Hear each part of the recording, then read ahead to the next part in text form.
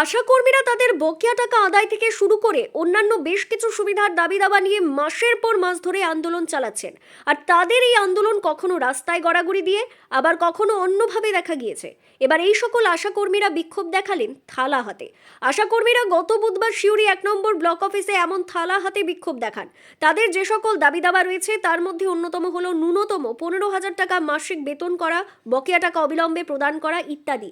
এর পাশাপাশি তাদের অভিযোগ, রাজ্য সরকার বারবার তাদের প্রতিশ্রুতি দিলেও কাজের কিছু হচ্ছে না। বারবার প্রতিশ্রুতি পেয়েও ফাঁকা হাতে ঘুরে আসার পরিপ্রেক্ষিতেই তারা এবার থালা হাতে বিক্ষোভ দেখালেন।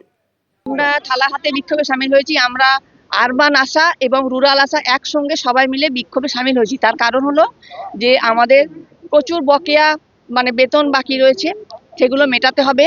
এবং আমাদের কি বলে, আমাদের যেগুলো সব আমাদের পাওনা যেগুলো টাকা, সে সমস্ত আজ প্রায় বহুদিন ধরে সমস্ত বাকি রয়েছে। আমরা কাজ করেই যাচ্ছি, কিন্তু আমরা আমাদের পাওনাটা ঠিক মতো পাচ্ছি না।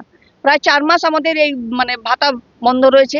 তারপরে আরো বিভিন্ন রকম যেহেতু মেলা খেলা, কোথায় অফিসে ডিউটি, হেন তেন চোট, যেখানে স্কুলে পরীক্ষা হচ্ছে আমাদের, কোথায় কি জোট বাঁধছে সেখানে আমাদের, সব জায়গায় সব বিনা পারিশ্রমিকে প্রত্যেকটা জায়গায় আমাদের ডিউটি করতে হচ্ছে।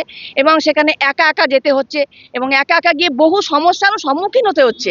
কিন্তু তা সত্ত্বেও আমরা কিন্তু মুখ বুঝে কাজকর্ম করে যাচ্ছি, শুধু এই কারণেই, হ্যাঁ নিশ্চয়ই আমাদের দিকে একটা কিছু, আমাদের একটা উন্নতি কিছু একটা হবে, কিছু একটা ভালো আমরা সুযোগ সুবিধা অবশ্যই পাবো। কিন্তু সহ্য করতে করতে আমাদের সহ্যের সীমা কিন্তু একদম একদম কি বলবো, শেষ জায়গায় এসে দাঁড়িয়ে, দেয়ালে পিঠ থেকে গেছে যেটাকে বলা হয়।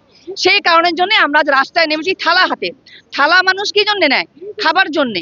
সেই খাবার থালায় আমাদের লাথি পড়ছে, ওটা আমরা, আমাদের পেটে লাথি পড়ছে, আমরা এটা মানবো না। সেই জন্য খাবার থালা নিয়ে, খাবার থালাতে আমরা লিখেছি যে ভাতা বাড়াও, বকেয়া মেটাও।